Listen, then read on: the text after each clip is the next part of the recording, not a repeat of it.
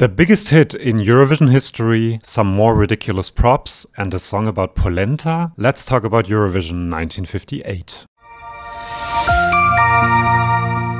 Welcome to Eurovision Histories, where I watch old editions of Eurovision so you don't have to. Thank you for coming to my channel. If you don't want to miss any episodes, please subscribe. The third Eurovision Song Contest was held in March 1958 in Hilversum in the Netherlands, establishing the tradition that the previous winner would host the next year, even though Dutch television only got the hosting rights after several other stations declined to host. The UK took a break after a disappointing 7th place finish in 1957, but future powerhouse Sweden joined the club, which left 10 participating countries in 1958. The Swedish entry Lilla Stjärna, Little Stars, was performed by Alice Babs in a traditional Swedish costume, who had, together with Swedish television, changed the lyrics of the song without telling the composer, who in turn forbade her from recording the song in studio.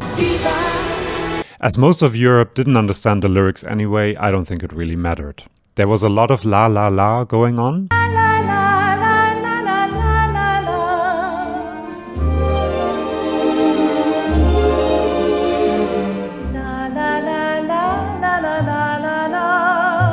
And as this was very Eurovision-y, Sweden came a respectable 4th. Scandinavians Denmark again were a little on the nose. Their song I Rip a Page Out of My Diary began with the singer, you guessed it, ripping a page out of her diary, which she continued to hold awkwardly for the rest of the performance. Europe was unimpressed and Denmark came 8th.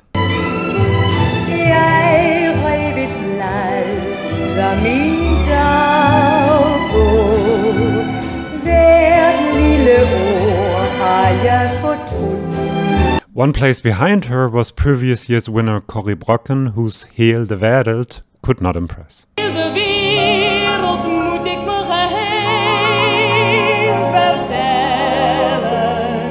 Another prop-heavy performance was on offer by self-proclaimed Miss Jukebox Margot Hilscher from Germany, who brought along some vinyls, which she showed the baffled audience in turns while singing about the many fun songs a jukebox has on offer.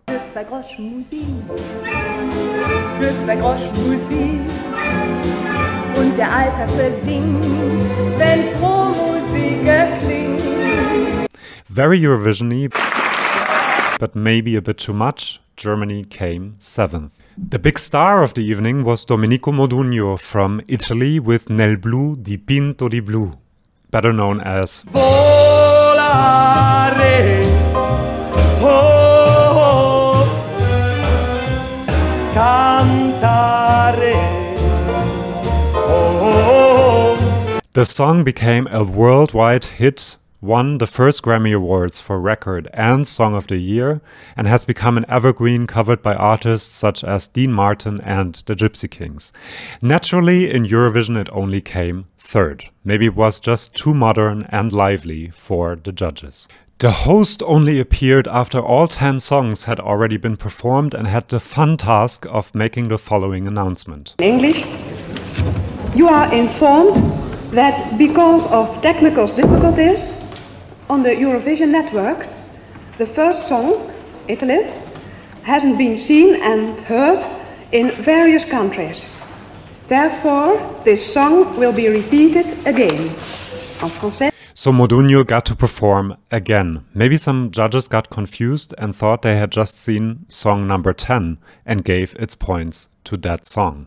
It could explain the very good result of song number 10 performed for Switzerland by Lys Assia, who could just not get enough of Eurovision and return for a 4th and, thankfully, last time for Switzerland. This time her song was in German with some Italian lessons.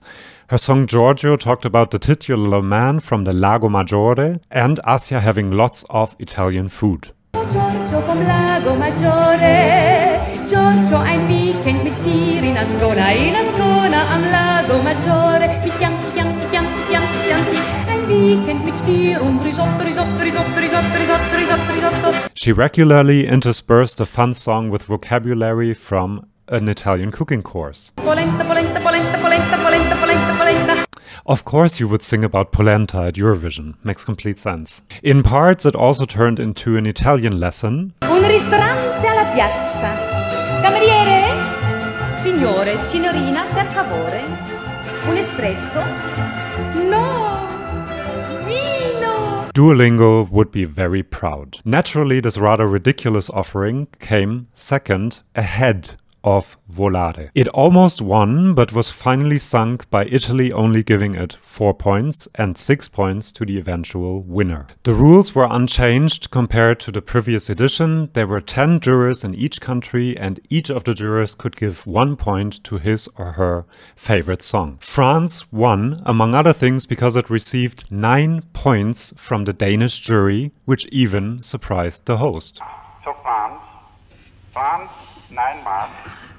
That's number 3. Number 3, France, 9 marks. 9 marks. The lullaby chanson Dors mon amour was affectionately performed by André Claveau. Dors, mon amour, le soleil est encore loin du jour.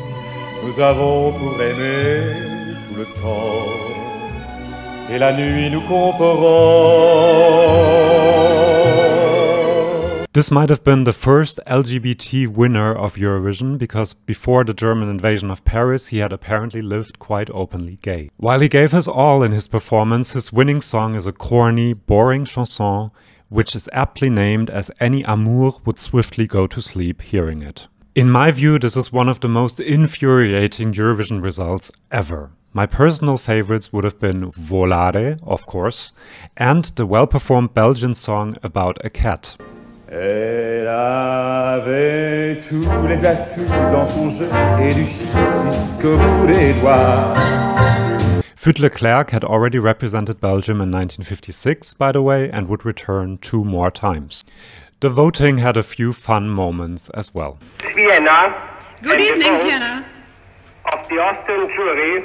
Good evening. Hello. Wait, can you hear me? Here's Vienna. Yes, good evening.